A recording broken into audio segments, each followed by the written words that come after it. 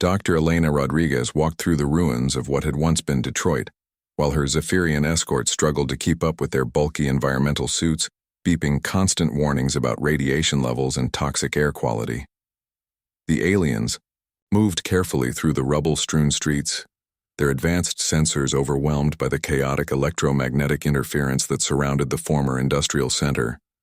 Like an invisible storm, Elena breathed the poisoned air without any protection at all, her enhanced lungs filtering out toxins that would have killed the visitors within minutes. She had grown up in these ruins, learning to read the subtle signs that warned of unstable structures and radioactive hotspots, long before she understood the science behind the dangers. How is this possible? Research leader Morbeth asked through his suit's communication system as he watched Elena step casually over a puddle that made his radiation detector scream warnings. Our equipment shows lethal contamination levels throughout this entire area. Your equipment is designed for clean worlds, Elena replied as she pointed toward a group of children playing in what had once been a city park. The young ones moved with fluid grace between obstacles that would challenge trained soldiers, their laughter echoing off broken concrete walls as they navigated through dangers without even thinking about them. 8-year-old Lucy Martinez vaulted over a twisted piece of metal while her younger brother Carlos followed close behind, both of them avoiding the glowing patches of ground where radioactive materials had settled after the old wars. They played a game that looked like simple tag to outside observers, but was actually a complex exercise in environmental awareness and survival skills. The children, Morbeth whispered in horror as he watched 10-year-old Ben Carter scale the side of a partially collapsed building with expert precision. Each handhold was tested carefully before the boy committed his weight, and his sister Amy guided him with hand signals that communicated wind patterns and structural stress points. They learn early, Elena explained, as she watched the young ones, with obvious pride. Lucy started radiation drills when she was 4 years old. By the time she was 8, she could identify 17 different types of atmospheric poison just by smell alone. Carlos can tell you which parts of a building are safe to enter, just by looking at how the dust settles around the foundation. The Zephyrian researchers exchanged glances through their helmet displays, their alien expressions showing shock and disbelief. In their civilization, children were protected from every possible harm until they reached maturity. The idea of deliberately exposing young ones to danger was beyond their understanding. "This is child abuse," Morbeth declared with righteous indignation as he watched Amy demonstrate how to test air quality using nothing but a piece of fabric and her enhanced senses. "How can you justify exposing developing minds to such trauma?" "This is education," Elena corrected firmly as she led the group deeper into the ruins. "Your children grow up in climate-controlled environments where every variable is monitored and controlled. They learn from safe simulations and protected laboratories. Our children grow up in the real world, where mistakes have immediate and permanent consequences." As they moved through the devastated cityscape, Elena pointed out the subtle lessons embedded in every aspect of the environment. The way shadows fell across certain areas indicated underground instability. The color variations in standing water showed different levels of chemical contamination.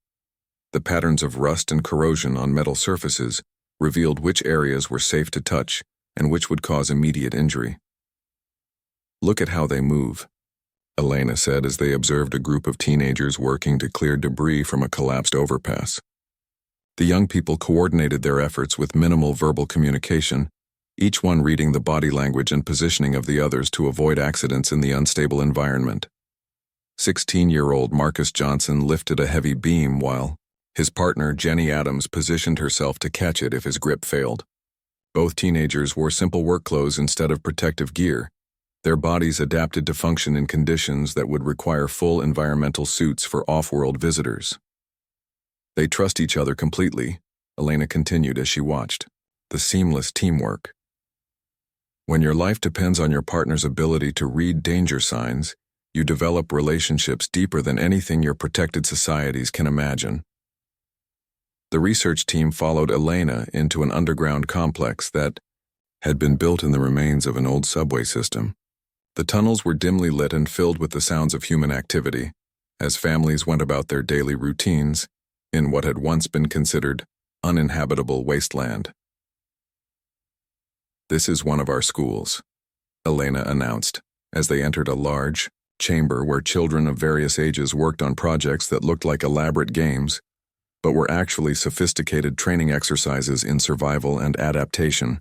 12-year-old Susan Brown demonstrated how to purify water using materials salvaged from electronic waste, while her classmate David Clark showed how to generate electricity from temperature differences in the underground environment.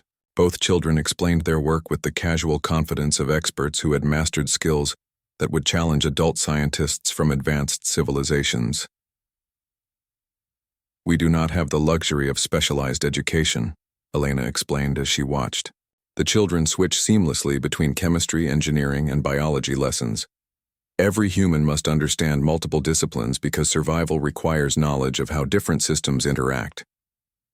The visiting researchers struggled to comprehend an educational philosophy based on immediate practical application rather than theoretical study. In their cultures, knowledge was compartmentalized and carefully structured to prevent confusion or dangerous experimentation.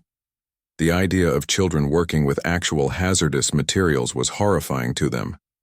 Captain Rick Stone emerged from the shadows of a side tunnel, his movement so perfectly camouflaged that the alien sensors had not detected his presence despite their advanced technology. He had been observing the visitors since they entered the complex, reading their body language and equipment signatures with skills learned from decades of hunting in environments where the slightest sound could attract deadly attention. "Would you like to see our advanced programs?" Rick asked with a smile that made the Zephyrian researchers step backward instinctively. His scarred hands and weathered face told the story of someone who had not just survived in harsh conditions, but had learned to thrive in them. The aliens declined the invitation with obvious nervousness, their protective instincts overwhelmed by exposure to an environment that represented everything their civilizations had worked to eliminate. They had spent millennia creating perfect worlds where danger was removed and comfort was guaranteed, producing populations that had never been tested by real adversity. As Elena led them back to the surface, the research team began to understand that they were not looking at a damaged civilization, but at something entirely different from anything in their experience. Humanity had not been broken by their harsh world, but had been shaped by it into something stronger than the galaxy had ever seen. The children playing in radioactive ruins were not victims of environmental disaster, but products of the most demanding educational system ever created.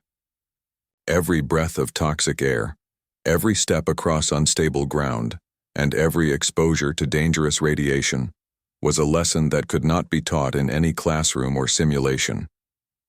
"Your species has been forged in conditions that would destroy any of our civilizations," Morbeth admitted as they reached the surface and prepared to return to their ship. "How did you not simply die out or flee to safer worlds?" Elena looked across the wasteland that she called home, seeing beauty and opportunity, where the aliens saw only death and destruction. The setting sun painted the toxic clouds in brilliant colors, while the sounds of human life echoed from hidden communities throughout the ruins. "We did not flee because this is where we learned to be human," she replied simply. "Every other species in the galaxy grew up in paradise and learned to be comfortable. We grew up in hell and learned to be strong." The emergency session of the Galactic Council convened within hours of receiving the battle reports from Vega System, and the massive chamber buzzed with excited conversations in dozens of alien languages. For the first time since the Carathian invasion began, military commanders had something other than defeat to discuss, but the nature of humanity's victory left many delegates more confused than relieved. Ambassador Kethvar stood before the assembled representatives with obvious discomfort, as he reviewed the tactical analyses that made no sense according to established military doctrine. The holographic displays showed human ships moving in patterns that violated every principle of coordinated warfare, yet somehow achieving results that the galaxy's most advanced civilizations could not match. The preliminary reports suggest that the humans achieved victory through methods that appear to be completely random, Kethvar announced to the shocked assembly. "Our military analysts cannot identify any coherent strategy or tactical doctrine in their approach to the engagement." Admiral Grace Mitchell entered the chamber, accompanied by Colonel Danny Brooks and Dr. Nina Campbell, their simple uniforms contrasting sharply with the elaborate ceremonial dress favored by other species. The human delegation moved with quiet confidence through the crowd of alien dignitaries who studied them with mixtures of curiosity and disbelief. "The Council demands an explanation," declared Vexthul as his crystalline form flickered with agitated patterns of light. "Your species was classified as technologically inferior and militarily insignificant, yet you accomplished what our most advanced forces could not manage." Grace smiled as she activated her own holographic display, showing recordings from the battle that had been captured by human ships throughout the engagement. The images revealed human crews working in conditions that would have incapacitated most galactic species, breathing toxic air and operating damaged equipment with casual efficiency. "You saw weakness where we saw strength," Grace replied as the display showed human Marines fighting hand-to-hand in the corridors of Carathian bioships. Every disaster on Earth was a lesson in adaptation. Every crisis was training for situations that comfortable civilizations never experience. The viewing screen changed to show human children growing up in the radioactive ruins of Earth, learning to navigate dangers that would require full protective equipment for adult members of advanced species. The young ones moved through their hostile environment with fluid grace, treating lethal hazards as normal parts of their educational experience. "This is disturbing," murmured Morbeth from his position in the research section. "You are suggesting that environmental damage actually improved your species rather than weakening it." Dr. Campbell stood to address the assembly, her weathered features bearing the marks of someone who had spent decades studying in conditions that would kill most galactic researchers. She activated a series of psychological profiles that compared human and alien responses to unexpected situations. Species from stable worlds develop predictable behavioral patterns, Nina explained as the data showed clear differences in stress responses between humans and other galactic citizens. When faced with chaos or unpredictable threats, most civilizations rely heavily on technology and established procedures.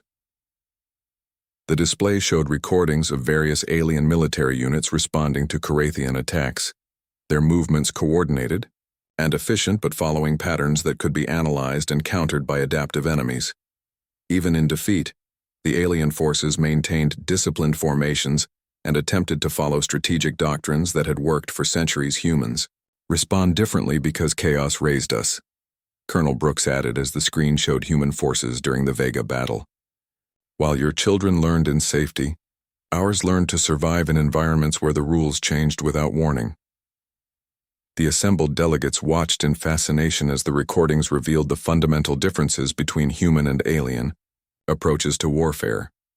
Where other species coordinated their actions through complex communication networks, human units seemed to operate through intuition and individual initiative. "You claim that your damaged world was an advantage," Zixtal buzzed with skeptical undertones. "How can environmental failure produce superior military capabilities?" "Because," Grace replied as she gestured toward images of Earth's scarred surface. "You called our world a wasteland, but we called it training. Every poisoned breath made our lungs stronger. Every radiation storm taught us to endure conditions that would kill your people instantly." The viewing screen displayed comparative biological data, showing the enhanced resilience that humans had developed through generations of exposure to hostile conditions. Their blood carried proteins that neutralized toxins, their nervous systems could function despite electromagnetic interference, and their muscle tissue was adapted for sustained performance in low-oxygen environments. "The Carathians are adaptation specialists," Nina continued as she showed analyses of the enemy bioships. "They excel at learning from organized opposition and developing counters to predictable strategies, but humans are not organized in any way they could understand." The chamber fell silent as the implications became clear. Humanity had not won through superior technology or better planning, but through fundamental differences in how they approached problem-solving. While other species had learned to live in comfort and safety, humans had learned to thrive in chaos. "This changes everything," whispered Murthok as he reviewed the tactical recordings with new understanding. If the humans can consistently defeat Carathian forces, they represent our best hope for ending this invasion. The reaction from different species varied dramatically as the news spread throughout the galaxy. Some civilizations immediately requested human military advisors, hoping to learn tactics that could counter Carathian adaptation abilities. Others expressed concern about associating with a species that seemed to glorify exposure to dangerous conditions. Captain Rick Stone found himself addressing a gathering of Alteran military commanders who had traveled to Earth specifically to study human training methods. The crystalline being struggled to comprehend an educational system based on deliberate exposure to hazardous conditions rather than protection from them. Your approach appears to be systematically damaging your own population, observed Commander Thelvar as he watched human recruits training in a radioactive wasteland without protective equipment. How can you justify such practices? We do not damage our people, Rick replied as he led the aliens through a training facility built in the ruins of an abandoned nuclear reactor. We prepare them for realities that comfortable civilizations prefer to ignore.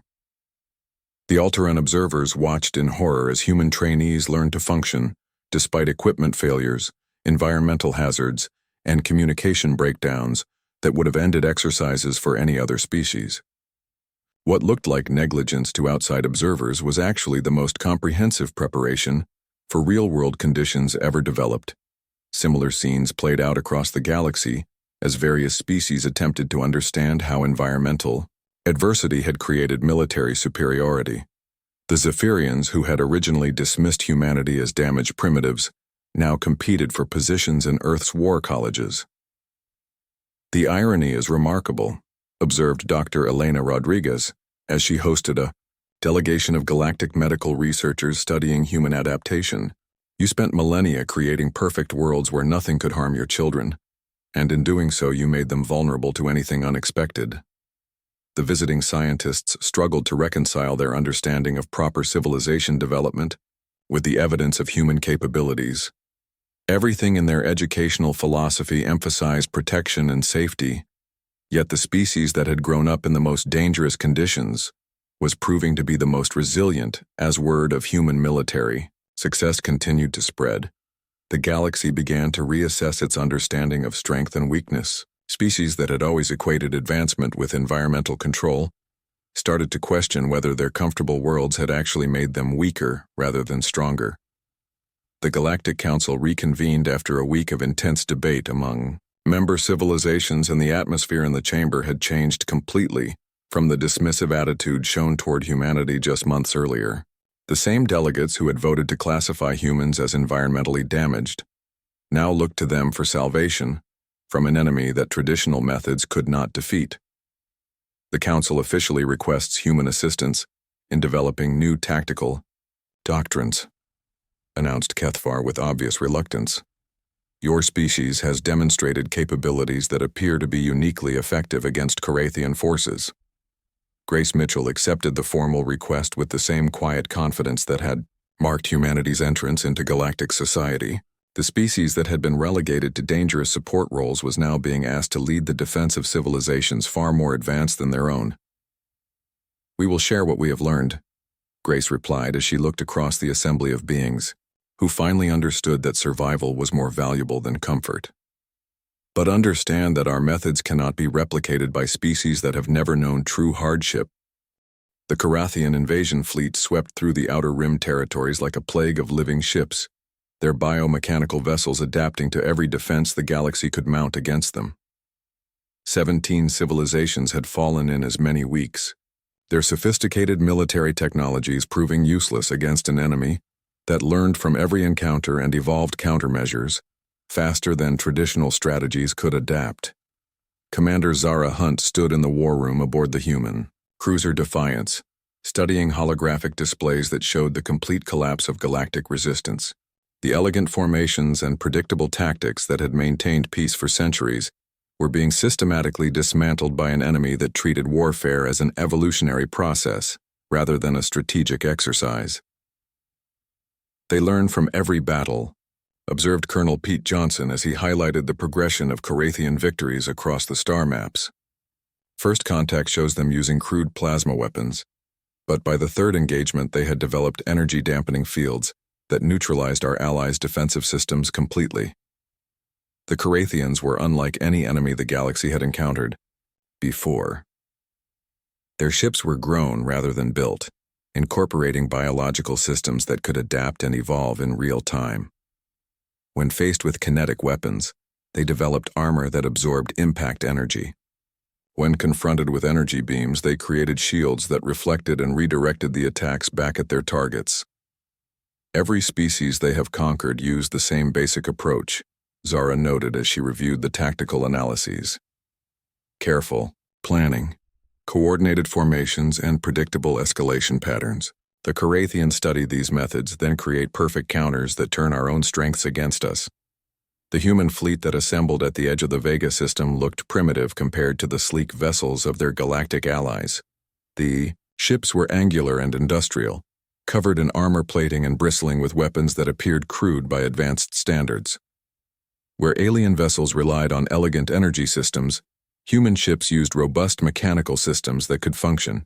Even when damaged, Lieutenant Commander Lisa Carter reviewed the battle plan with her squadron leaders aboard the carrier Intrepid.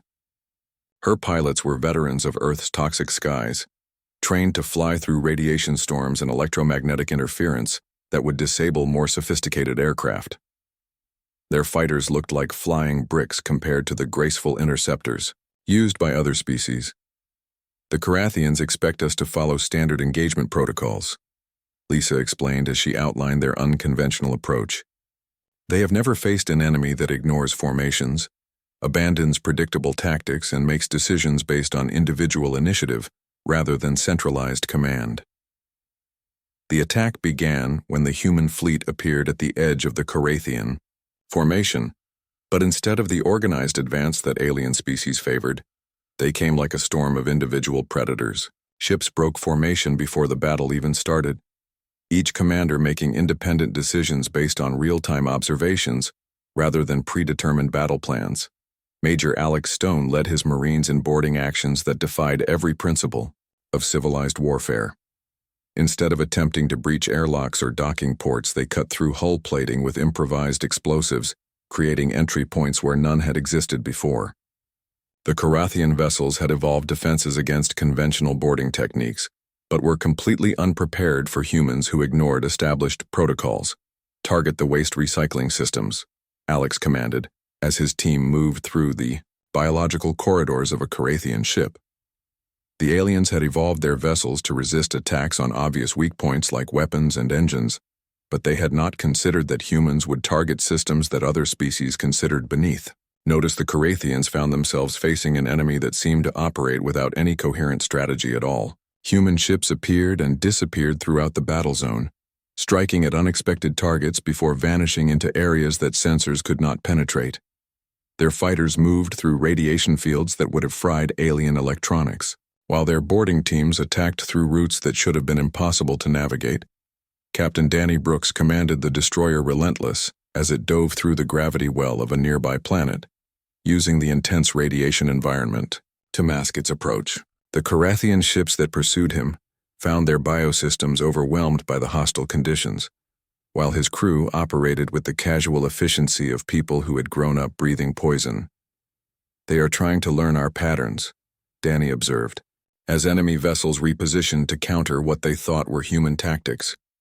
But we do not have patterns, we have instincts. The battle raged for 18 hours, but unlike previous engagements where the Carathians gradually gained advantage through adaptation, this time they found themselves falling further behind with each passing moment. Every time they developed a counter to human behavior, the humans changed their approach completely, abandoning methods that had been working in favor of entirely new strategies. Dr. Nina Campbell monitored the engagement from the command ship Enterprise, analyzing the psychological impact on both human and Carathian forces. The aliens were experiencing something their species had never encountered before: complete unpredictability from an intelligent opponent.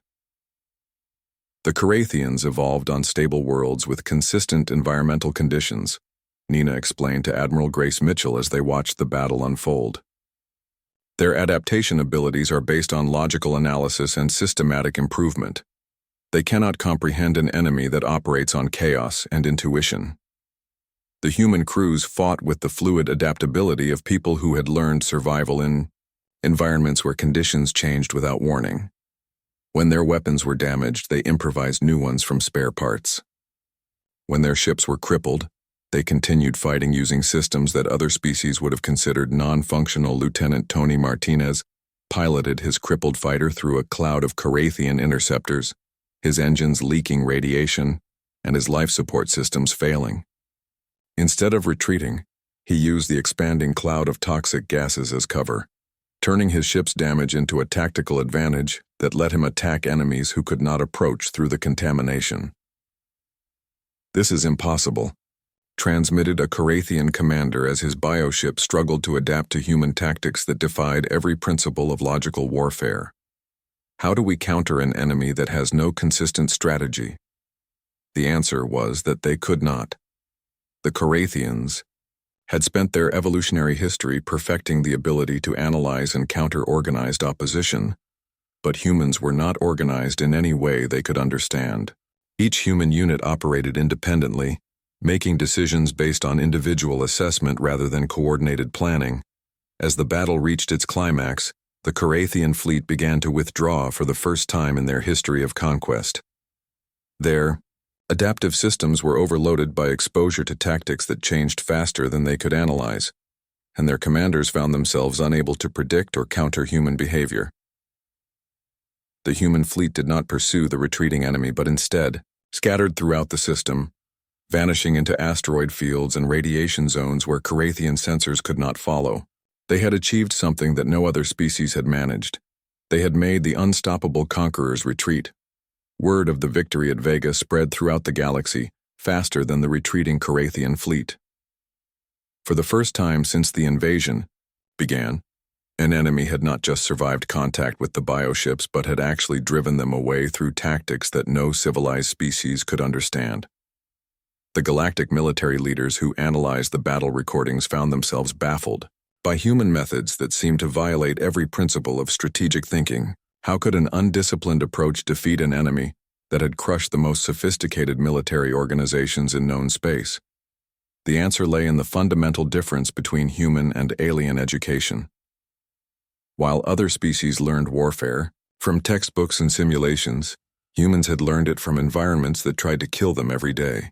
They did not need to think about chaos because chaos was their natural element. Admiral Grace Mitchell filed her report on the engagement. She included a simple observation that would reshape galactic understanding of human capabilities. The Carathians were adaptation specialists who could learn to counter any organized strategy, but humans were not organized in any way the galaxy recognized. They were something entirely new, a species that had learned to thrive in pure chaos and turn unpredictability into a weapon. The massive chamber filled with alien voices as representatives from across the galaxy gathered to discuss the newest species to request membership in the Galactic Council.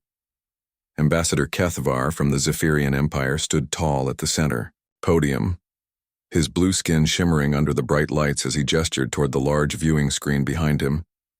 The screen showed a planet covered in brown and gray clouds with red spots scattered across its surface like infected wounds. The continents below were marked with bright yellow zones that pulsed with warning signals. Storm systems larger than most moons swirled through the atmosphere while lightning crackled between toxic clouds. Honored members of the Council, Kethvar began in his melodic voice that was translated into dozens of languages simultaneously. I present to you the third planet of the Sol system, home to the species that calls itself humanity. A wave of disgusted clicks and hisses filled the chamber as delegates examined the planetary data. The radiation readings alone were enough to kill most species within minutes of exposure. The atmospheric composition showed deadly levels of pollution that would require the most advanced life support systems just to survive on the surface. Vexthul, the crystalline delegate from Altara, rose from his seat with a sound like breaking glass. His translucent body flickered with patterns of light as he spoke. This world appears to be in the final stages of ecological collapse.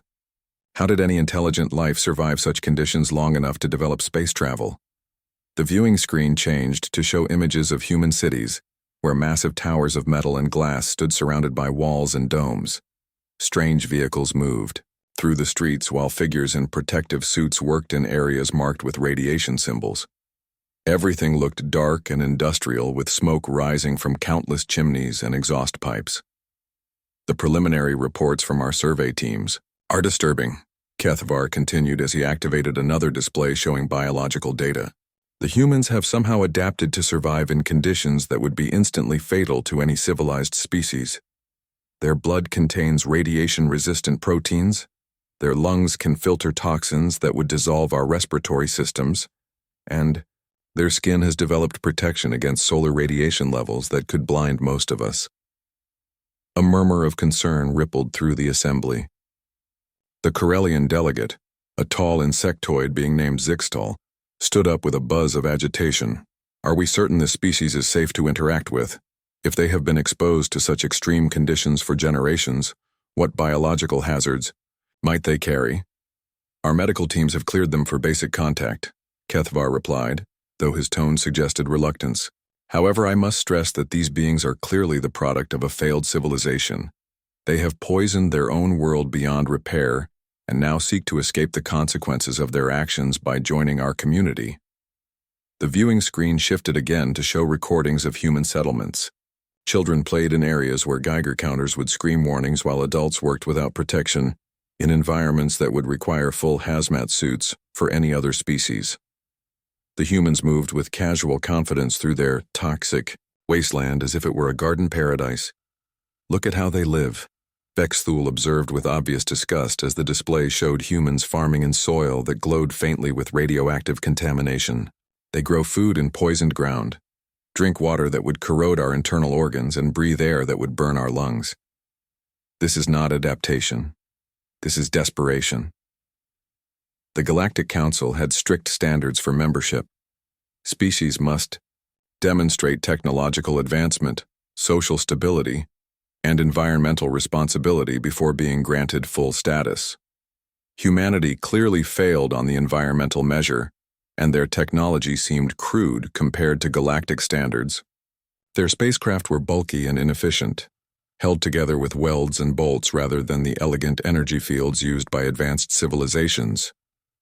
What do they offer us? Asked Murthok, the amphibious representative from the Aquarian Federation. His gills fluttered with skepticism as he reviewed the human application. Their world is dying, their technology is primitive, and their biology has been corrupted by their own failures. Why should we waste resources on such a damaged species? Kethvar activated a final set of displays showing human military capabilities. Their weapons were crude projectile throwers and chemical explosives rather than the refined energy weapons favored by civilized species. Their armor was thick metal plating instead of sophisticated force fields. Everything about their military technology suggested a species that had learned warfare in the harshest possible conditions. The humans have requested assignment to support roles within our community, Kethvar explained, as he highlighted various civilian applications. Their adaptation to harsh conditions makes them suitable for dangerous maintenance work, toxic waste disposal, and other tasks that would be hazardous for our own citizens. They could serve as a useful labor force for operations in hostile environments. The debate continued for hours as delegates discussed the implications of accepting humanity into their galactic community. Some argued that any species clever enough to develop faster-than-light travel deserved consideration regardless of their environmental failures. Others maintained that allowing such a damaged civilization into their ranks would set a dangerous precedent. Meanwhile, hidden in the asteroid field at the edge of the system, Commander Jake Harrison listened to every word through intercepted transmissions. His ship, the Independence, was invisible to galactic sensors using technology the aliens dismissed as primitive. The hull was covered in layers of lead shielding and radar-absorbing materials that human engineers had developed to survive their radioactive world. Lieutenant Katie Brooks sat at the sensor station, tracking every alien vessel in the system with equipment that looked crude but worked better than anything the galaxy had seen. Human technology had been forced to function in conditions that would destroy more elegant systems. creating robust and reliable equipment that could operate anywhere. "They think we're broken," Katie whispered as she monitored the alien communications. Jake smiled as he watched the alien council debate humanity's fate. His weathered face bore scars from years of living on Earth's hostile surface, and his eyes held the hard wisdom of someone who had survived where others would have died.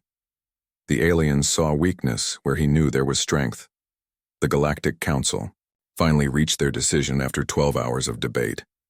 Humanity would be accepted as associate members with limited privileges and responsibilities.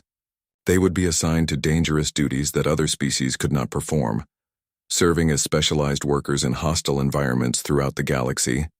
As the session ended and the alien delegates began returning to their ships, none of them noticed the small human observation post that had monitored everything from the system's edge.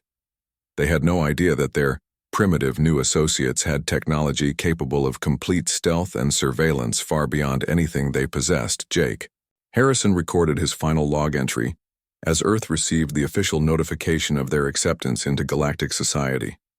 The message was polite but condescending, welcoming humanity as junior partners who would prove useful for tasks too dangerous for more advanced species.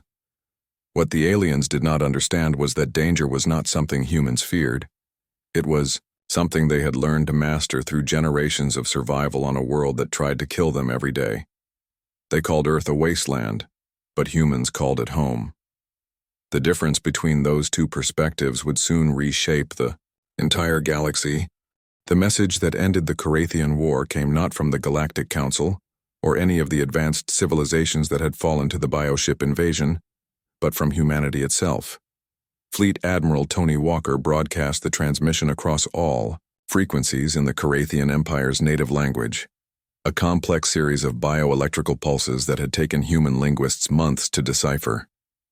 Honorable warriors of the Carathian people, the message began with formal respect that surprised both sides of the conflict.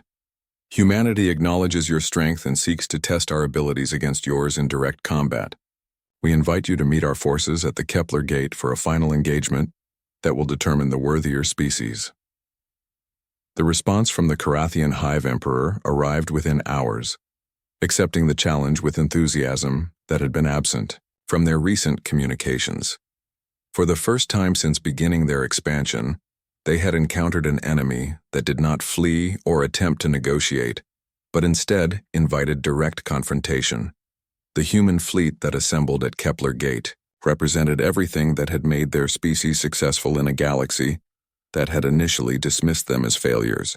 The ships were scarred and patched from countless battles, their crews drawn from the radioactive wastelands of Earth and trained in conditions that would have killed most galactic citizens.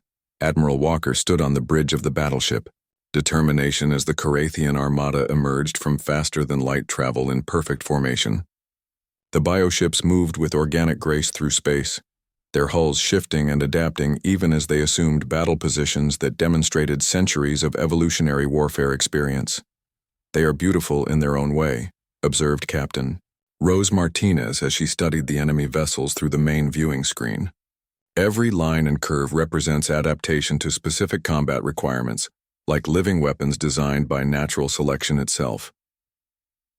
The two fleets faced each other across the empty space between stars, but something was different about this confrontation. Instead of the chaotic human tactics that had characterized previous engagements, the determination and its escorts held perfect formation in a display of disciplined military coordination. "Signal from the Carathian flagship," reported Communications Officer Carl Thompson as he decoded the bioelectrical transmission. "The Hive Emperor requests direct communication before combat begins." The main screen flickered to show the interior of the Carathian command vessel, where a being that was more living ship than individual creature gazed at the human admiral with compound eyes that held ancient intelligence. The Hive Emperor had personally commanded the conquest of 17 civilizations, yet something in its demeanor suggested uncertainty. "Admiral Walker of the human fleet," the creature spoke through translation systems that converted bioelectrical impulses into audible language. "Our encounters with your species have been unlike any in our history of expansion. We have conquered civilizations far more advanced than yours, Yet you alone have proven capable of consistently defeating our forces." Tony smiled as he studied the alien commander whose species had terrorized the galaxy for months. The Carathians had evolved to be perfect predators, their entire civilization built around the concept of evolutionary warfare. Yet they were speaking to him as equals rather than prey. "Your people interest us," the Hive Emperor continued with what might have been respect in a being whose emotions were completely alien to human understanding. "We have analyzed your tactics and find them to be based on principles that contradict everything we know about effective military strategy. Yet they work against us when nothing else can." "Honored Emperor," Tony replied with formal courtesy, "your species represents the pinnacle of adaptive warfare, but you have only encountered civilizations that learned combat in safe environments. Humans learned to fight on a world that was actively trying to kill us." The Carathian leader studied the human admiral for long moments before responding, its ancient mind processing concepts that had never been relevant to its species' development. The bioships of the Armada began to shift formation, but instead of preparing for battle, they assumed what appeared to be ceremonial positions. "We propose an alternative to combat," the Hive Emperor announced with a decision that shocked both fleets. "The Carathian Empire formally requests to learn your methods of warfare.